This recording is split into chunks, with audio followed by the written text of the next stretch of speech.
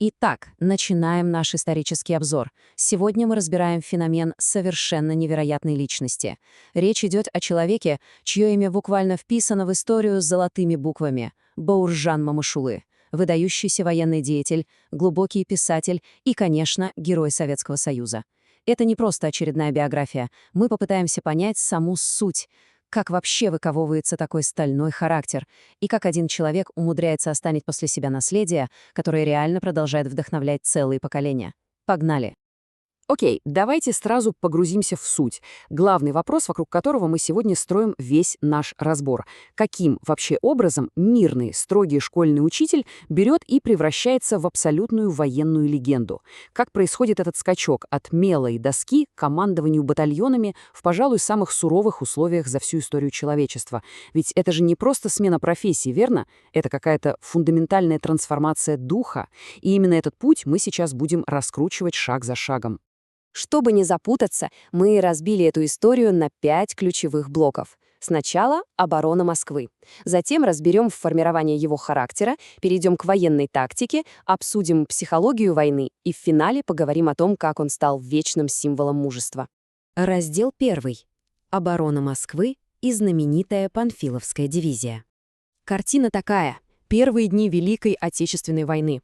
Бауржан оказывается прямо на передовой, защищая столицу в составе той самой легендарной Панфиловской дивизии. Давление вокруг просто колоссальное.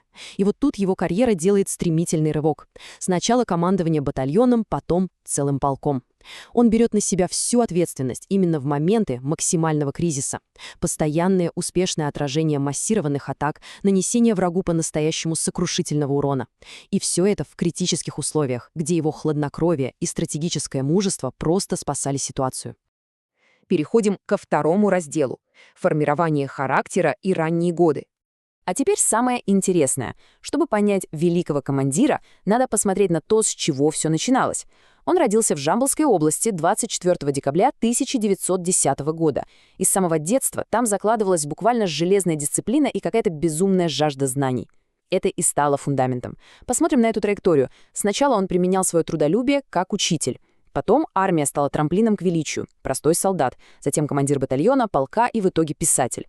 То есть вот эта детская целеустремленность, она просто толкала его к совершенству на абсолютно каждом этапе. Раздел номер 3. Военная тактика и стратегический гений. Бауржан Мамышулу прославился далеко не только личной храбростью. У него был блестящий интеллект, который реально позволял переигрывать превосходящие силы противника. И все это держалось на 3 китах, 3 абсолютных столпах — дисциплина, честь, долг. И это не просто красивые слова на бумаге. Для него это были инструменты выживания.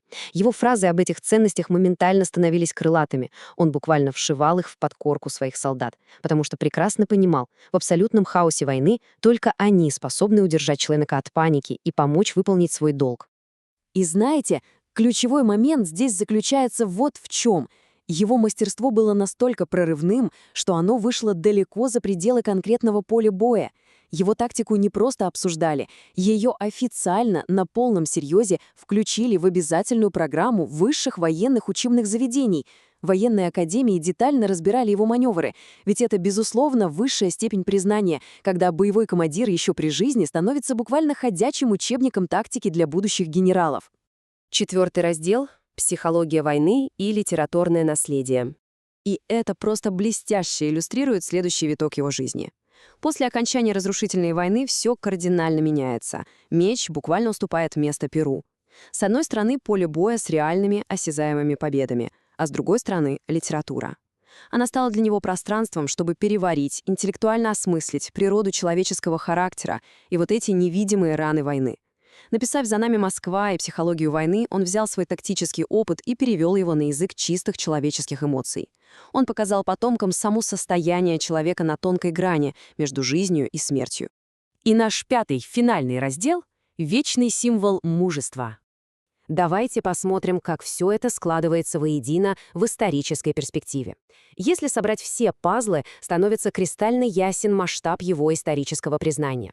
Посмотрим на хронологию. 1910 год, рождение. Затем нечеловеческие испытания того самого переломного 1941. После 1945 года начинается этап мудрости и плодотворного литературного творчества. И, наконец, кульминация. 1990 год, когда Абаур Джану Мамышулу посмертно присуждают высшую награду – звание Героя Советского Союза. Это было окончательное, железобетонное признание его неоценимого вклада. Завершая наш сегодняшний анализ, хочется оставить одну очень глубокую мысль для размышления. Как именно психология войны выковывает такие вот вечные символы чести и преданности? Глядя на эту жизнь, от простого сельского учителя до непререкаемой легенды, становится совершенно очевидно. Истинное величие рождается именно там, где железобетонная дисциплина встречается с абсолютной искренней преданностью своей родине. Сегодня он остается абсолютным воплощением мужества. Надеемся, этот обзор помог по-новому взглянуть на масштаб этой личности и пробудил желание еще глубже исследовать страницы нашей истории. До новых встреч!